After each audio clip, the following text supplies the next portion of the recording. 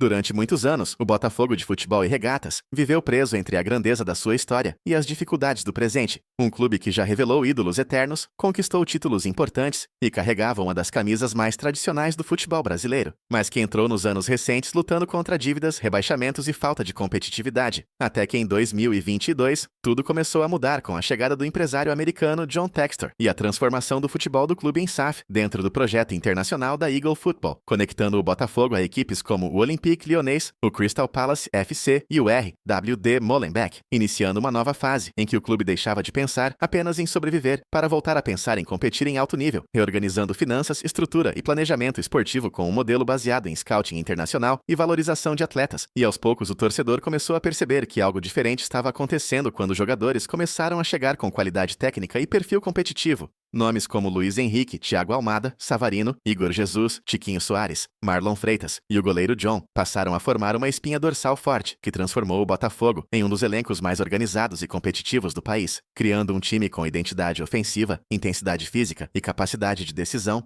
E essa transformação atingiu o auge quando o clube deixou de ser apenas uma promessa de projeto para virar protagonista real dentro do futebol brasileiro e sul-americano, especialmente na temporada histórica, em que conquistou títulos e passou a ser visto como símbolo de reconstrução moderna no futebol nacional. Um momento em que o Botafogo deixou de ser apenas um clube em recuperação para se tornar referência de modelo, SAF no Brasil, mostrando que planejamento, investimento e gestão poderiam recolocar o glorioso no topo, mas como acontece com muitos projetos ambiciosos, baseados em valorização de ativos esportivos, o sucesso dentro de campo trouxe também o interesse do mercado internacional e iniciou um processo inevitável de mudanças no elenco, com saídas importantes que marcaram profundamente o torcedor e alteraram o perfil competitivo da equipe. Luiz Henrique foi negociado em uma das maiores transferências da história recente do clube. Thiago Almada também deixou o projeto após ser peça central criativa do time. Savarino encerrou sua passagem depois de participar diretamente das conquistas históricas do Brasileirão e da Libertadores de 2024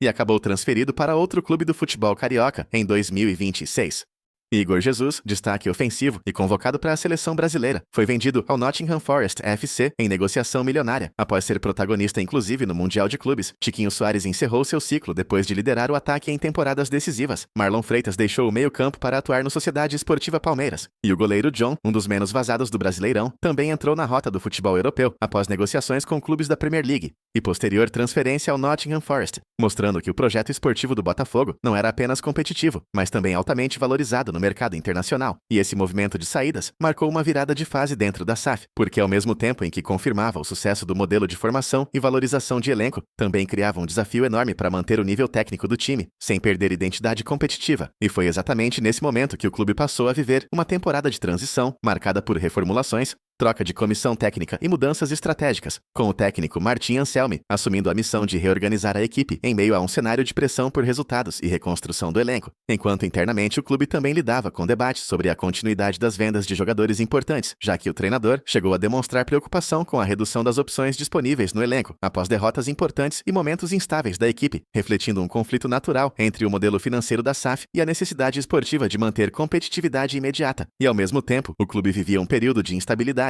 após a temporada histórica anterior, com perdas de personagens importantes dentro e fora de campo e ajustes estruturais que mostravam que o sucesso rápido também traz desafios complexos de manutenção de projeto esportivo de longo prazo. E mesmo assim, o Botafogo seguiu competitivo, conquistando títulos recentes como a Taça Rio e mantendo presença em competições nacionais e internacionais, ainda que com oscilações naturais de um elenco em reconstrução e com novos jovens ganhando espaço no time principal, o que mostra que o projeto AF continua ativo e em desenvolvimento, dentro de uma lógica diferente do futebol tradicional brasileiro, baseada em ciclos de investimento, valorização e reinvestimento. E talvez seja exatamente isso que define o momento atual do Botafogo, um clube que saiu da crise para o topo, conquistou títulos históricos, revelou jogadores valorizados internacionalmente e agora vive uma nova fase de reorganização tentando equilibrar ambição esportiva e sustentabilidade financeira, enquanto o torcedor acompanha com expectativa o próximo capítulo dessa história, que ainda está sendo escrita e que pode definir se o Botafogo da era John Textor será lembrado apenas como um ciclo de sucesso momentâneo ou como o início definitivo de uma nova potência do futebol sul-americano.